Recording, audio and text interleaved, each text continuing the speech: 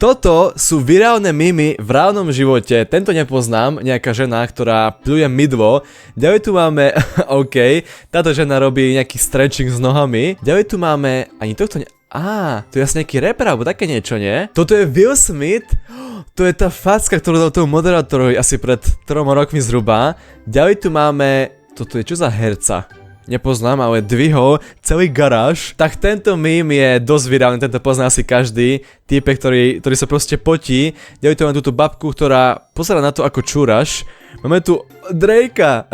Tak tento meme pozná podľa mňa asi každý, čo používa internet. Vlastne toho Drakea s tými rukami. Toto je nejaký icebox, takýto veľký. A vnútri sa mrzne tento týpek. Máme tu Maria a Luigiho. A to bol Nicolas Cage, nie? Sa mi zdá, že tak sa volá. Máme tu nejaký strom a niekoho chlapca. To čo je za strom? Mne nikdy ani nedošlo, že tento iličnatý strom vám vlastne ukazuje prostredník. Máte nejakú fontánu a týpeček si otvára pivo, ktoré mu úplne vystrieklo. Kebyže vidím takéto mimy niekde nalepené, fakt že v reálnom živote, tak sa na tom asi zasmejem. Ktorý z týchto mimov sa vám páčil najviac?